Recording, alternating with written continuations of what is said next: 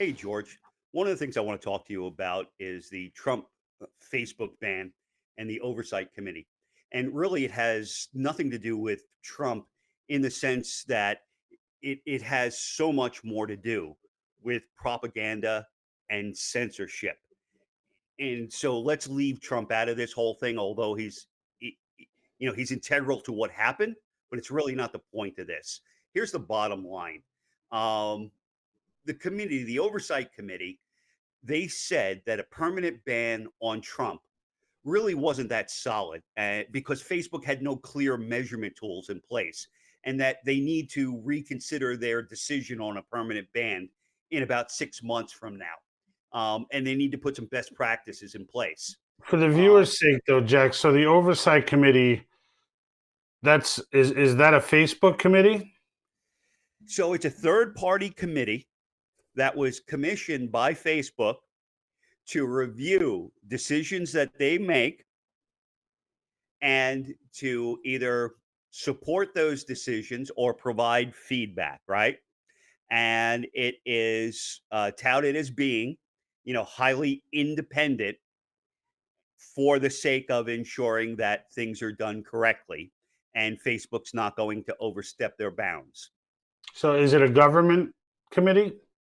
It is not a government committee. It is, a group of 20 individuals, and I'll post a link to all those individuals. But there are 20 individuals. So, with that said, their second statement, which is the statement where they said that Trump should have been banned when he did, as he posed an immediate threat. So, just to digress, on one hand, they're saying, hey, you did the wrong thing by banning him permanently because your rules aren't clear and you need to look at this again in 6 months. But they said you did the right thing by banning him at the beginning as he posed an immediate threat. So here's my thought on this and where it falls in line with censorship and with propaganda. By telling Facebook that they need to refine their guidelines before issuing a permanent ban. That serves to legitimize the board in the eyes of the public as being fair and impartial. Now, by doing that, they create the impression that their next statement must also be fair and impartial. The statement that says that the initial decision to ban Trump was the right call. Okay, and that's where the uh, the propaganda comes into play. Now, I made that deduction considering the following facts. Um, there's evidence that Trump suspected something and that he wanted 10,000 troops on January the 6th, but Congress refused. Uh, Another thing that I think about, how is it that you and I can find evidence of Antifa scaling the walls, breaking windows, and having the crowd pull them back? And then how do we view this case? And more importantly, how do they view that case and say that he made statements that you needed to take him down right away? When you compare that to Maxine Waters and others, where they have overtly and aggressively had calls to actions. So those are the three things that I'm using to make a comparison with. And then last but not least, which is very important, Tori Richards of the Washington Examiner, she published an article, and 15 of the 20 members of the Facebook Oversight Board, they have ties to George Soros. So in the end, I see this as further Everyone evidence. has ties to George Soros. Yeah, It's embarrassing how many people have ties to George Soros. But I mean, dude, when you look at this this oversight committee, trying to give them validation, like trying to,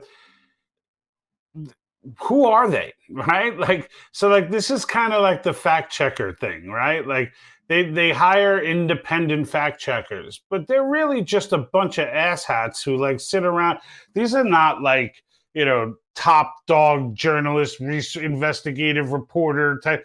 These are people who fumble around on the internet and try and find things to make a case. I mean, even the mighty Politico in the fact check world with their Pulitzer prizes or whatever garbage got awarded to them, that's all they. I mean, we made the case on that as to what they do, right? They Right. half of the stuff that they fact check isn't even fact check worthy. I mean, that whole thing on the Donald Trump with the 10,000 troops, but like the Secretary of Defense clearly said that they had the conversation, but they put this out there anyway because they just wanted to have the headline of saying false. And they put it out there, added in this Nancy Pelosi tweet because some random dude on Twitter posted that Nancy Pelosi stopped it instead of just saying it got shot down at the Capitol level. But like, and then they go on to talk about it like the president has the authority to do that, which he doesn't in Washington D.C. Politico knows that. They know what the context of the conversation that they put in their own, like that was a fact check that you didn't even have to leave their article to go fact check and realize it was BS. It's the same thing as this oversight committee. They just hire a bunch of guys who are going to do whatever they want and then paint the picture that, like, who cares what 20 schmoes think about Facebook? Facebook's going to make up whatever random policy they want to make up. If the oversight committee likes it, it does. If they don't like it, they'll hire one that does. It's like this is all charades and shit show. There's nothing. Yep. There's nothing real here.